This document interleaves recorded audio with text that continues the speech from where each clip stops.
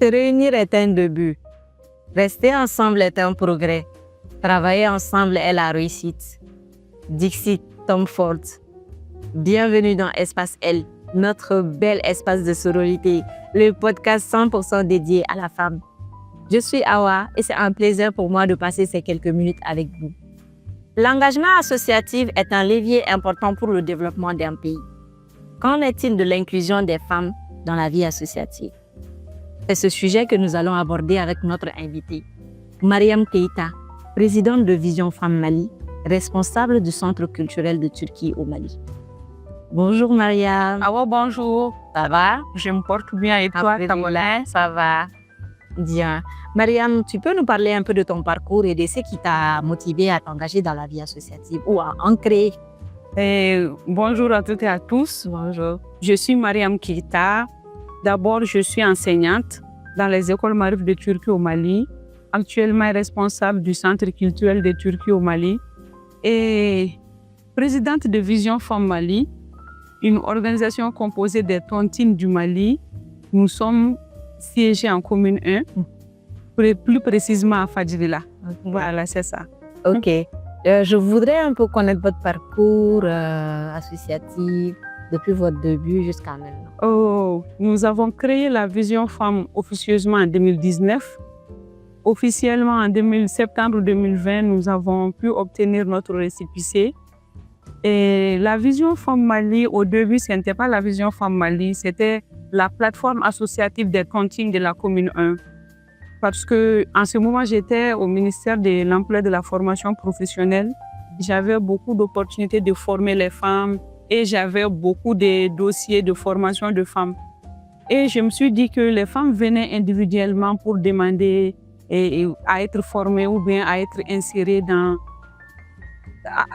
une profession. Je me suis dit qu'il faut les mettre en plateforme, il faut les mettre ensemble.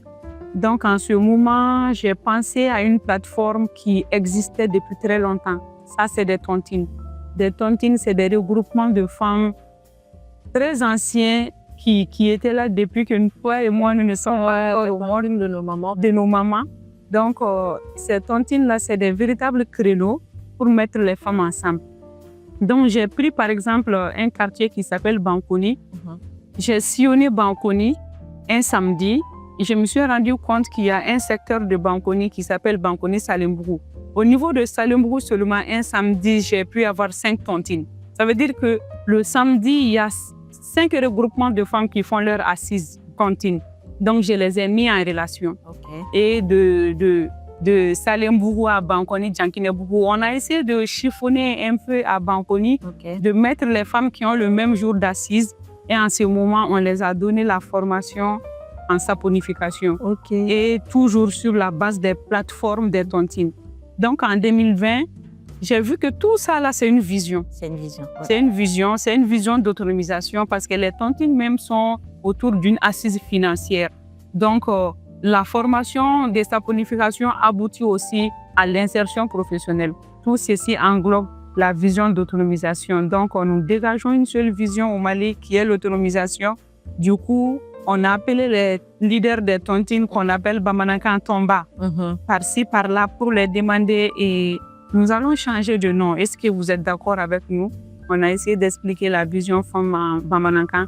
Et tout le monde dit que c'est la même vision que nous partageons. C'est le Bamako à Menaka. Et on a pris ainsi le nom Vision Femmes Mali. Et dès lors, nous sommes très actifs. Nous faisons beaucoup de choses, surtout en termes de formation, en termes d'autonomisation et plus précisément maintenant en termes de démocratisation. Surtout les activités régénératrices de revenus qui vont permettre à ces femmes-là de pouvoir gagner de l'argent. De mener les deux bouts, de survenir aux problèmes des foyers et aux problèmes des enfants. Les tontines même, c'est, comment on appelle, la quintessence de ces tontines, c'est de joindre les deux bouts. C'est-à-dire, c'est une sorte d'économie, une caisse d'épargne que les femmes ont réfléchi et ont mis cette disposition à leur faveur. Tu économises, en cas de besoin, tu prends. Donc, quand nous les formons, quand nous les aidons, ça appuie leurs finances, ça appuie leur économie. Donc, c'est ça même la vision que nous partageons avec les femmes. Mais quelle est la cause même ou quelles sont les causes qui vous tiennent à cœur dans la vie associative? Et d'abord, je suis femme. J'ai eu la chance de faire, je dirais, un peu d'études. Et nos mamans, j'ai des sœurs qui n'ont pas eu cette chance-là. Donc, il faut les mettre ensemble, il faut les aider, il faut les soutenir. La femme, c'est la force d'une famille, la force de la nation. Donc, quand elles sont délaissées à elles-mêmes parce qu'elles ne sont pas instruites, ça veut dire que la nation ne progresse pas. Oui. Donc, j'aime beaucoup les femmes qui n'ont pas été à l'école parce que je viens d'une femme qui n'a pas été à l'école, mais très brave et très battante. Ouais. Du coup, je me dis qu'il faut aider ces femmes-là qui se battent jours et nuits pour nous, qui se battent 24 heures sur 24 pour notre quotidien. Donc, elles sont très intelligentes. Dès que tu leur montres quelque chose, elles adaptent, mais elles ont besoin de soutien, elles ont besoin d'appui. Donc, c'est ça ma source de motivation à créer la vision femme, à donner mon petit apport à ces femmes qui ne savent ni lire ni écrire, mais qui donnent naissance à des véritables intellectuels, qui donnent naissance à des femmes qui parlent beaucoup comme toi et moi, qui donnent naissance à des grands hommes, bien vrai que ces mamans-là ne savent pas lire et écrire. Elles ont tenu le coup, elles ont tenu le foyer et nous, c'est un remboursement et on a grandi dans ça et nous devons rembourser, nous devons être reconnaissants et redevables pour ces femmes-là. C'est ça ma source de motivation. Je le dis tout le temps que les femmes sont des véritables sources des véritables actrices de changement et des sources de motivation.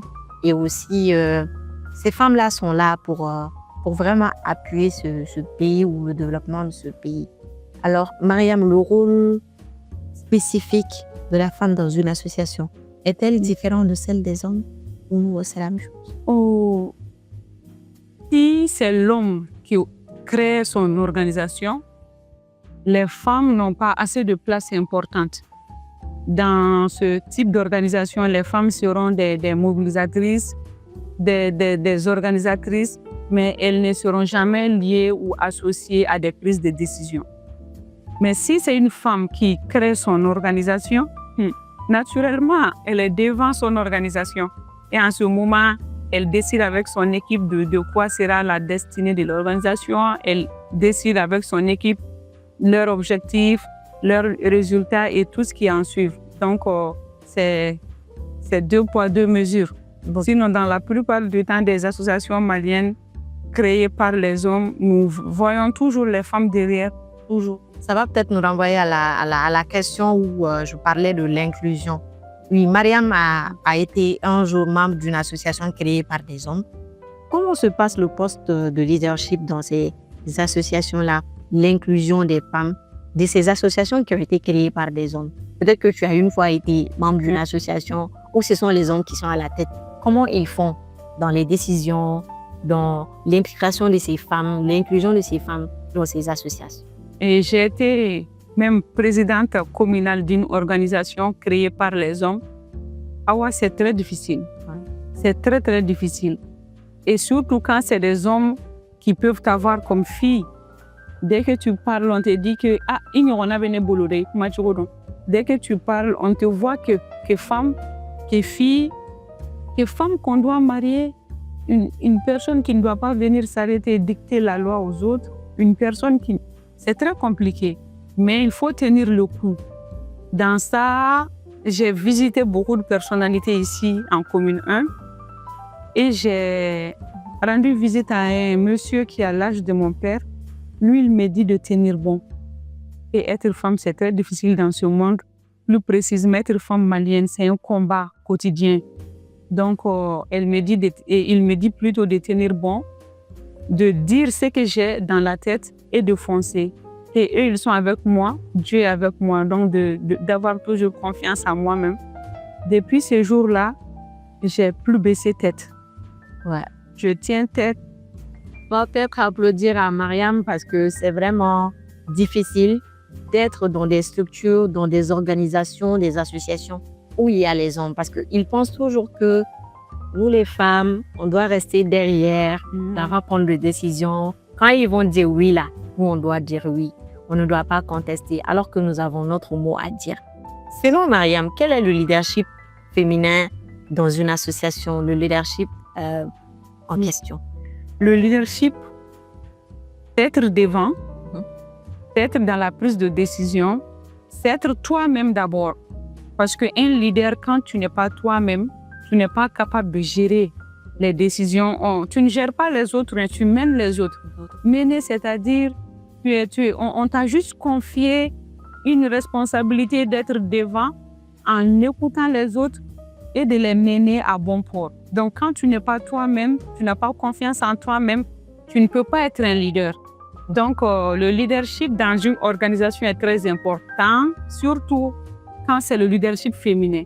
Parce qu'aujourd'hui, nous faisons cet espace, c'est la promotion du leadership féminin. Oui. Donc, nous sommes tous là pour faire cette promotion en tant que femmes, pour que nous, notre génération, que les générations qui viendront après nous, et viendront trouver que le terrain de leadership est bien balisé et que partout où les filles vont, où les femmes vont, partout où les femmes travaillent, qu'elles puissent être vraiment devant et les postes de responsabilité, si c'est des organisations, qu'elles soient présidentes, qu'elles soient secrétaires générales et autres.